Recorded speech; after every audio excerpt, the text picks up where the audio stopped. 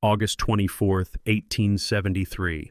A mountain shrouded in legend, hidden deep within the jagged Rockies of Colorado. Whispers had carried across towns and settlements for decades. Stories of a cross of snow carved by nature itself, etched impossibly on a cliff face, so high that only the boldest eyes might glimpse it. Travelers spoke in hushed tones around campfires. I saw it once at dawn, then it vanished. Some claimed it was a divine sign. Others feared it, calling it the mountain that watched. Theories abounded. Geological anomaly, divine miracle, ghostly omen.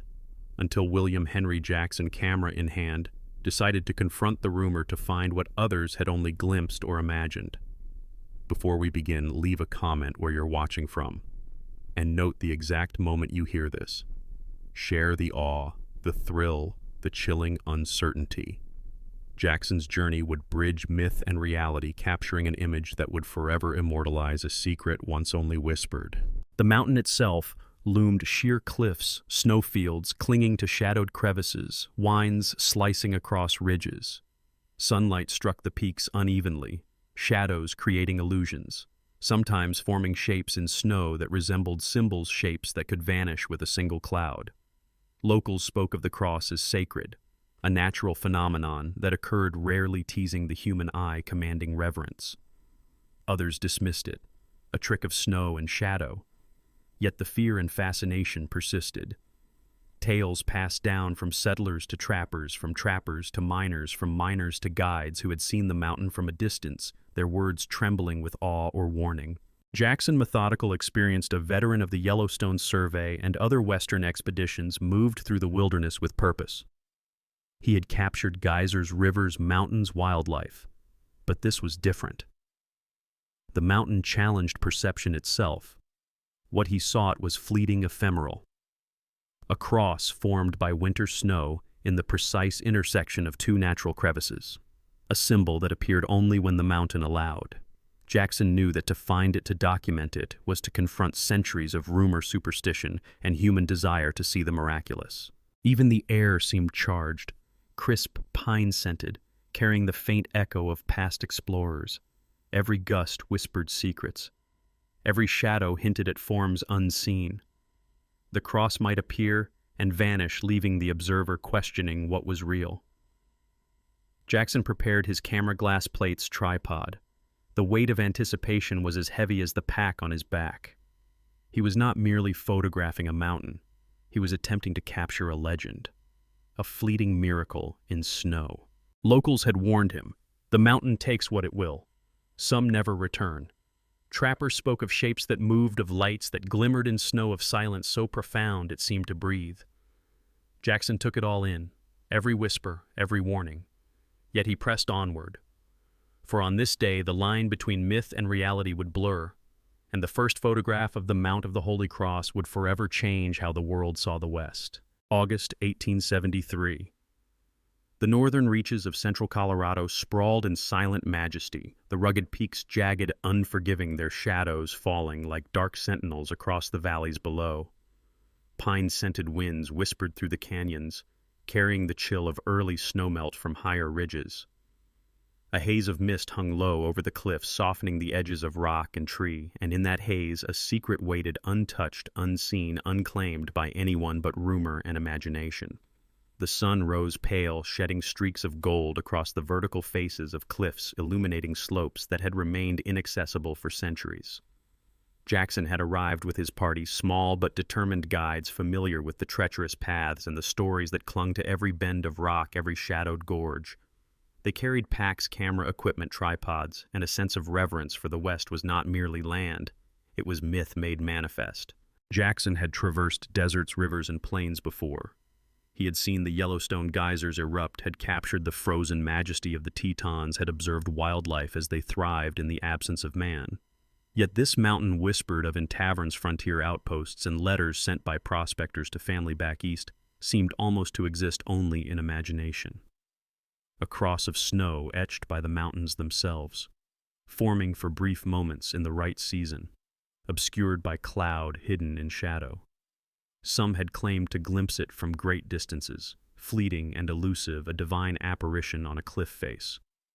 Others had searched for days, weeks, even months, only to return empty-handed. The stories were as varied as the people who told them, some with reverence, some with incredulity, others with a quiet fear that a mountain could hide a power beyond understanding. The geography of northern central Colorado was brutal. Jagged ridges intersected with deep valleys. Rivers carved their courses through stone, producing waterfalls that thundered unseen in hidden grottos. Trails were rare, often disappearing into scree or cliffside, forcing travelers to navigate by instinct, by map, or by the advice of local guides who themselves spoke in whispers of the mountain's secret. The landscape was alive with risk falls, sudden storms, lightning striking the highest ridges. Yet it was also alive with beauty, the kind that arrests the eye, that makes the observer pause and wonder whether the world itself is conspiring to remain unknowable. Jackson moved through this wilderness with practiced ease, but even he was aware that some things the snow crossed the legend itself might never yield to human curiosity. In his journals, Jackson described the air as charged with expectation. Every gust seemed to carry voices of the past.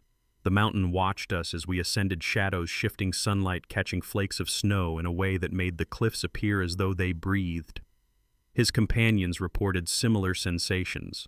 The guides murmured of prior attempts by hunters and travelers, noting that some who had ventured to the upper reaches never returned, or returned with stories so strange they could not be repeated without fear of ridicule. Fact and folklore blended indistinguishably here. The mountain was both known and unknowable, tangible and ghostly. Local folklore added layers to the story. Native tribes had long regarded the high peaks with reverence. Some believed the snow cross was a gift, a signal from the spirits of the mountains. Others claimed it marked the meeting of sacred pathways, places where the veil between worlds was thin, where the snow cross could guide souls or warn travelers. Early settlers adopted these tales, embellishing them with their own experiences. Letters sent east spoke of a cross of the gods, of visions in snow, of light glinting like silver on rock. And Jackson, methodical, precise, yet deeply attuned to the wilderness, could not ignore the weight of these stories as he approached the mountain. The journey itself tested men and equipment. Packs heavy with glass plates and chemicals, worn boots grinding over scree climbing ropes, straining against the sheer faces. Sunlight turned cliffs into mirrors, dazzling eyes already strained by altitude. Clouds gathered, sometimes obscuring the mountain entirely, sometimes revealing glimpses that vanished within moments. The mountain seemed to toy with them, an adversary and a muse at once. Jackson's camera, a delicate contraption in these conditions, became a talisman, a bridge between legend and reality. Every frame he captured required patience, calculation, and faith, for the snow cross might appear for a heartbeat and disappear for an eternity. Even the temperature spoke of extremes. Frost in the morning, sunburn by noon, winds slicing across passes carrying dust pine needles and the chill of distant glaciers. Water sources were scarce. Each stream, each pool was a precious respite. The team moved cautiously, often stopping to survey potential vantage points, mapping the cliffs, noting shadows, calculating angles. Jackson sketched what he saw, prepared to wait sometimes for hours for the alignment of snowlight and perspective that would yield the first photograph. The anticipation hung thick in the air, a mixture of fear, awe, and the unshakable sense that they were on the brink of witnessing something extraordinary. As they ascended, the mountain revealed itself in fragments. A jagged ridge here, a shadowed cliff there. The wind whispered through narrow gullies, carrying stories of vanished hunters, lost trappers, and the occasional glitter of snow untouched by sun. Jackson paused, often adjusting lens tripod composition. He observed the interplay of light on snow, the way clouds obscured or unveiled features. The cross itself was ephemeral, forming only when shadows fell just so, when remaining snow lingered in the right crevices. Thousands of years of erosion had carved the cliff in precise angles, creating a natural geometry that could, under perfect conditions, yield the legendary cross. And yet, beyond the physical, there was the psychological. The mountain demanded respect. Men who doubted were humbled. Those who believed were tested. Every step, every glance upward reminded the party that this was not merely a climb. It was an encounter with something larger than themselves. Something that existed at the intersection of fact and folklore, science and superstition, vision and imagination. They were not merely photographing rock and snow, they were documenting legend made tangible, and in doing so they became part of the story themselves. Evening descended slowly. Shadows lengthened. The snow cross for brief moments revealed itself, gleaming white against dark cliffs. The guides whispered of similar occurrences of travelers who had glimpsed it at a distance. Jackson readied his camera. Each click of the shutter was a heartbeat, capturing not only snow and stone, but the culmination of centuries of anticipation. The photograph would later travel to Harper's Weekly, bringing the elusive Mount of the Holy Cross into homes across America. A single image bridging rumor, fear, reverence, and reality. The context of this expedition: August 1873. The northern Colorado wilderness, a team of determined men, the unpredictable elements, centuries of legend, and a photographer's unrelenting pursuit set the stage for a discovery that would blend fact and myth. The mountain remained indifferent, yet through patience, courage, and an unflinching eye, Jackson brought forth proof. Tangible yet ephemeral, a legend captured in silver and glass. The context is more than time and place. It is atmosphere, anticipation, and the silent chorus of generations who had looked up and wondered. William Henry Jackson had spent years mastering the wilderness lens, photographing geysers, rivers, and the untamed peaks of the West. But the Mount of the Holy Cross was unlike anything he had encountered.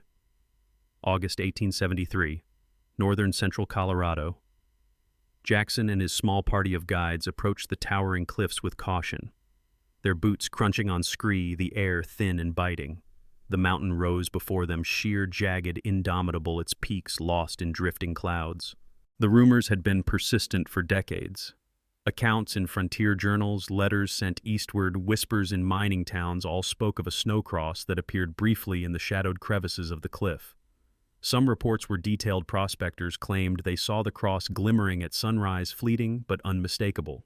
Others were vague, fearful, dismissive. A singular occurrence, a natural anomaly, impossible to verify. Until Jackson's lens captured it. Jackson meticulously set up his equipment, a tripod, a bulky glass plate, camera, chemicals for developing all heavy and cumbersome at high altitude. He studied the mountain, mapping the shadows, the angles of the ridges, the interplay of sunlight and snow. He noted in his journal the cross is composed of two deep fissures intersecting at nearly a perfect right angle. Snow persists in these crevices even when the remainder of the mountain is bare, fleeting, ephemeral, almost sacred in its precision. The physical explanation was simple yet remarkable.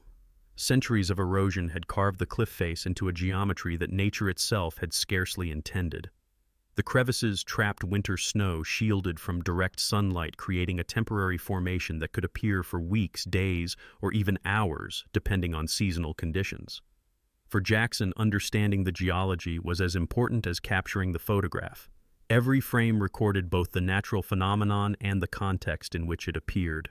His photographs, later published in Harper's Weekly, provided indisputable proof to a skeptical public. Readers across America, many of whom had never left the eastern cities, now saw the mountain for themselves.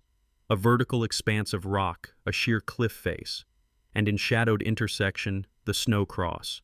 The image bridged rumor and fact, legend and science. It became a symbol of the unexplored West, a tangible connection between folklore and reality. Jackson's journal entries reveal the painstaking attention required. He wrote of hours spent waiting for clouds to shift, sunlight to strike correctly, snow to persist in the crevices. I waited. The wind would threaten to dislodge the snow.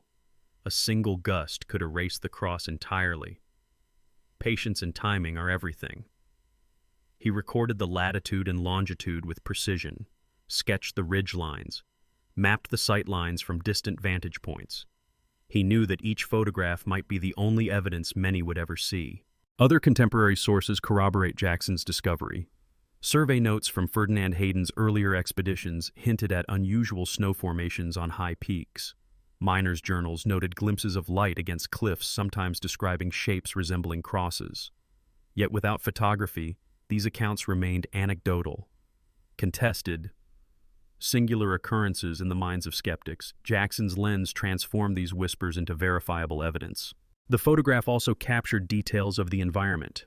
The rugged cliff edges, the scattered snowfields, the play of sunlight and shadow, the vast expanse of Colorado wilderness stretching into the horizon.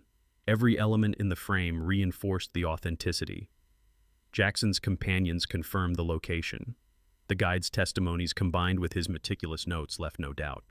The Mount of the Holy Cross was real. Its snow cross formed naturally a fleeting but awe-inspiring spectacle. Fact layer extends to the human response. Newspapers across the United States ran stories lauding Jackson's work. Scholars debated the phenomenon. Some considered it divine. Others marveled at the geological explanation. Yet all agreed on one point: the mountain long considered rumor, myth, or exaggeration had been recorded. Forever. The cross existed, even if only temporarily. Jackson's technical achievement cannot be overstated. Photography in 1873 was cumbersome, heavy plate-sensitive chemicals, long exposure times. At high altitude, with unpredictable weather, even the slightest miscalculation could ruin a photograph. Yet he succeeded, capturing an image that would travel across the nation, shaping perceptions of the American West. A landscape previously imagined, now documented, verified, and revered. Finally, fact layer considers the legacy. Jackson's photograph not only validated centuries of legend, but also inspired future explorers, naturalists, and photographers. The Mount of the Holy Cross became a symbol of discovery, of the boundary between human curiosity and nature's grandeur. And yet, despite photographic proof, the mountain retained its mystique. Snow cross, fleeting clouds obscuring peaks, the harsh wilderness limiting access. Fact and folklore intertwined, evidence and legend coexisting, the cross eternal in story and image. The party advanced slowly, each step deliberate, each glance upward, heavy with anticipation. Jackson at the lead, tripod in hand, glass plates secured in padded boxes. Behind him, guides with weathered faces, eyes scanning cliffs and snowfields. Every sound, wind slicing through pines, distant rocks tumbling down sheer faces. The faint murmur of a hidden stream was magnified in the silence of the high country. The air was thin, cold, carrying the sharp scent of snowmelt and pine resin. Every breath a reminder of the mountain's remoteness. Hours passed. The sun arced slowly across the sky, casting shifting shadows. The snow cross might appear for a moment, then vanish in a blink. Guides whispered stories they had heard as boys. Tales passed down from trappers and miners, of spirits guarding the peaks, of travelers who had vanished never to return. Some claimed the snow cross was a sign, a divine marker. Others said it was a warning, respect it, or the mountain will take its due. Jackson listened, noting their words with quiet fascination. He did not dismiss them, for he had learned that wilderness often carries its own language, its own logic, that the stories of men often echo the truths of nature. The ascent was grueling. Scree sliding under boots, jagged rocks tearing at leather, the sun scorching one moment and clouds chilling the next. Jackson paused to adjust his camera, wiping sweat and snow from lenses, eyes squinting at the cliff face above. Every angle, every ridge, every shadow counted. Guides murmured coordinates and elevations, pointing out potential vantage points. The mountain demanded patience, demanded observation, demanded respect. For a moment they paused atop a ledge. The valley below stretched endlessly, forests punctuated by distant rivers. Silence enveloped them. And in that hush, the mountain seemed alive, waiting, watching. Jackson recorded meticulously, notes on light shadow cloud cover, snow depth and wind direction. He sketched the cliffs, mapped the fissures, measured the angles where snow lingered. Every action deliberate, every observation crucial. His companions, though less methodical, were acutely aware of the tension. The mountain inspired both awe and fear. At one point, one guide whispered of a prospector who had claimed to see the cross glowing at twilight. A light not of sun or snow, but something else. Jackson smiled faintly, noting it in his journal as local legend. Persistent. Perhaps symbolic. Perhaps just memory playing tricks in altitude and thin air. The human drama unfolded as much as the natural spectacle. One guide stumbled on loose rock, nearly tumbling over the cliff edge. Jackson lunged to catch him. Hearts raced. The mountain claimed attention not only visually but physically. Muscles strained, lungs burned, and yet despite exhaustion, exhilaration pulsed through them. The proximity of legend made every step electric, every breath a communion with history. Evenings brought a different kind of wonder. Campfires crackling against darkened peaks, the stars brighter than any city sky. Guides told stories of vanished trappers, of lights flickering across snowfields, of strange sounds echoing through canyons. Jackson listened occasionally, jotting notes. These human reactions, these shared tales, were part of the documentation. Fact and folklore intertwined. The cross itself might be ephemeral, but the stories it inspired were enduring. There were moments when the cross revealed itself, a fleeting alignment of snow shadow and cliff. Jackson shouted for the guides to hold still. The camera assembled plates positioned. One click captured hours of waiting. Another captured the interplay of light and landscape freezing time. The mountain had offered its secret and they had witnessed it. Yet the thrill was not only in seeing, but in the journey, in the shared tension, in the confrontation with wilderness and myth. At night, under a canopy of stars, Jackson reflected. The guide slept exhausted but vigilant. He noted in his journal, "The mountain is a mirror, reflecting both the mind and the land. Those who approach it see more than snow. They see their own wonder, their own fear, their own respect. The cross is ephemeral, yet its presence is indelible in memory." Shadows danced in firelight. The cliffs loomed in imagination. Stories merged with reality. The human experience of the mountain was as crucial as any photograph. Legend spoke of spirits inhabiting high places, of climbers touched by the mountain in ways impossible to explain. Jackson's companions recounted faint sounds, footsteps in the snow where none should exist, a subtle glow on distant peaks, shapes and shadows. "The mountain watches," one guide murmured. Jackson noted it silently, documenting not only snow and rock, but the human response to the sublime, the uncanny, the frightening, and the miraculous. Each experience layered upon the last, creating a narrative as complex as the geology itself. By the end of their expedition, exhaustion mixed with reverence.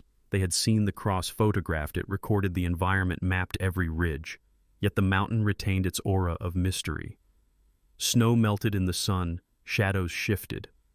What they had captured was momentary, yet it endured in images, journals, and stories. Human courage, patience, and belief had met nature's fleeting perfection, a communion of men and wilderness, of legend and fact. The human scene was not only about labor or observation, it was about presence, about standing on a cliff, feeling wind slicing through layers of clothing, hearing distant avalanches, smelling pine resin and cold snow, seeing the interplay of light and rock.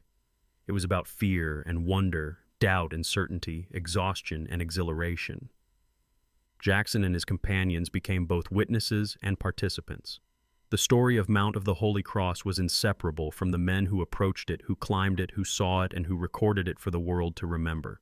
The morning of August 24th dawned with a fragile hush, clouds drifting across the high cliffs, sunlight catching jagged edges in fleeting brilliance. Jackson's party positioned themselves strategically, selecting vantage points that promised the clearest view of the elusive snow cross. Every movement measured, every breath calculated. The mountain demanded precision, patience, an understanding that the phenomenon was transient, delicate, and unforgiving. Jackson prepared his camera with meticulous care. Glass plates were cleaned, tripods secured, chemicals balanced for the development process. A single misstep could ruin the exposure. The cross might vanish in moments. The elements were merciless. Wind threatening to dislodge lingering snow, shadows shifting unpredictably with each passing cloud. The timing was everything. Jackson's fingers stiff from the chill adjusted focus with precision. He read the angle, the elevation, the latitude and longitude. He noted in his journal, "Patience alone will bring the mountain's secret into light. One must wait for the snow to hold, the shadow to align, and the lens to capture the moment before it vanishes." The cross itself was remarkable in its perfection. Centuries of erosion had formed intersecting crevices, creating a natural geometry. Snow clung in these fissures, protected from the sun, forming a near-perfect right-angle cross. Fleeting in duration, ephemeral, yet undeniably precise.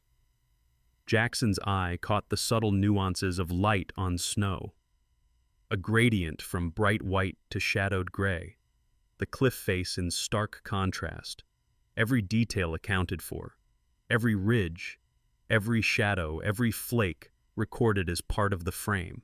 The photograph was more than an image. It was documentation, proof to counter decades of rumor and skepticism. Newspapers across the United States awaited his work. Editors and readers demanded evidence of the fabled peak. Jackson's photograph answered that call. Harper's Weekly would publish the image, bringing the mountain its snowcross and the mystery of its existence into the homes of millions. Suddenly a legend was tangible. The ephemeral became permanent, and the natural world long thought unknowable had revealed a secret. Jackson's journal provides detailed technical notes, exposures, angles, plate size, development techniques. He wrote of the fleeting nature of the cross. The fissures hold snow longer than one anticipates. Even a slight shift in sunlight or wind can erase the cross entirely. One must be ready at the instant when geometry and season align. These notes indicate a scientific rigor, an attempt to understand and explain a phenomenon previously regarded as miraculous or supernatural. Yet even in scientific observation, folklore lingered. Guides recalled prior sightings. A prospector who claimed the cross glimmered like a lantern at dusk. A trapper who swore he saw light dancing along the cliff edge. Jackson documented these claims, not as superstition but as part of the historical record. The human element of perception intertwined with empirical evidence, fact and folklore coexisting, reinforcing the mountain's aura of mystery. The photograph itself, once developed, captured details that had been nearly invisible to the naked eye: the intersecting crevices, the lingering snow, the cliff's sharp angles, sunlight striking in such a way that shadows highlighted the cross without embellishment. Guides and contemporaries examined the plate and confirmed its accuracy. The mountain had revealed its secret, fleetingly yet indisputably. Jackson's documentation extended beyond the image. He included sketches, elevation maps, and narrative descriptions, the precise position of the cross relative to surrounding peaks, notes on snow depth, seasonal melt, and wind patterns. These details provided future explorers with the knowledge to locate the formation, a bridge between legend and reproducible science, evidence that others could verify, yet the ephemeral beauty remained intact. Contemporaneous reactions underscore the photograph's impact. Newspapers heralded it as a triumph. Scholars debated the natural versus supernatural. Some insisted it was proof of divine design. Others praised the geological explanation. Yet all acknowledged Jackson's accomplishment. Capturing the snowcross meant that the ephemeral phenomenon could now be studied, admired, and debated. The mountain's secret was no longer purely rumor. The photograph was testimony, fact layer solidified, undeniable. Even with proof in hand, the mountain retained its mystique. Snow melts, clouds obscure, and access remains perilous. Jackson himself noted that despite documentation, the phenomenon was fleeting. Each year, new conditions determined the cross's formation. Observers had to be present, prepared, and patient. A single misalignment could erase the image entirely. The human eye might see it, or might never. The photograph served as a permanent witness, yet the experience of the mountain remained ephemeral, elusive, sacred. Jackson's work exemplifies the intersection of human ingenuity and natural wonder. Empirical observation meets folklore, photography translating the ephemeral into tangible evidence. His meticulous preparation, understanding of light landscape, and timing combined with the guide's knowledge and historical anecdotes ensured that the Mount of the Holy Cross could move from whispered legend into documented reality.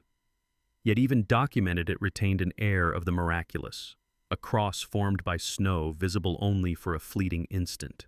The fact layer concludes with enduring significance. Jackson's photograph transformed public perception. The mountain once myth became verified reality, a symbol of the unexplored West, a testament to human perseverance, and an object of scientific curiosity. The snow cross, though naturally formed, carried layers of cultural, spiritual, and emotional resonance, blending legend evidence and human experience into a narrative that would endure. The ephemeral was captured, fact and folklore intertwined, the mystery preserved. The sun hung low at the western sky, shadows stretching across cliffs, folding valleys into darkness. Jackson and his party reached the precipice. Every muscle taut, every nerve alert.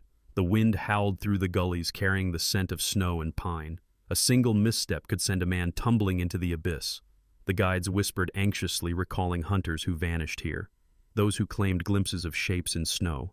The mountain takes what it will, respect it or be humbled. Jackson acknowledged their words silently, his mind focused on one goal: the cross, the proof, the image that would immortalize the legend. Hours passed. Clouds thickened, then parted. Sunburst illuminated the cliff face in perfect alignment.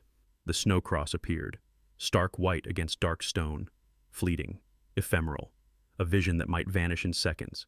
Jackson's hands trembled slightly, not from fear but from anticipation. The tripod was positioned, plates set, chemicals balanced. One wrong adjustment and the moment would be lost forever. The mountain itself seemed aware, teasing, testing, daring them to witness and fail. Click. The shutter froze the moment. Jackson exhaled. The guides held their breath. For an instant the cross was captured. A perfect intersection of crevices, snowlight and shadow, centuries of erosion, winter accumulation, seasonal timing, all converged in a singular spectacle. The image would later circulate across newspapers and journals, proof undeniable. Yet in that instant, proof and experience merged. Heartbeats synced with the mountain's rhythm. Every observer acutely aware of the ephemeral perfection. But the climax did not end with a single photograph. As the clouds shifted, sunlight reflected differently. The cross seemed to vanish, leaving only gray rock and shadow. The guides gasped. It disappears. It mocks us. Jackson documented the change, sketching notes and exposures. The transient nature of the phenomenon emphasized its miraculous quality. Fact and perception intertwined, reality and legend dancing together on the cliff face. Jackson's journal hints at psychological tension. The cross appears, then recedes. The mountain reveals and conceals. Patience, focus, respect. One miscalculation, and it is gone. 1 second of delay erases centuries of rumor. The guides nodded, understanding the mountain's mercurial nature. The challenge was not only physical but mental, the tension heightened by isolation, altitude, and the weight of history. The human element reached its peak. Exhaustion, fear, awe, anticipation interwoven in every glance and gesture.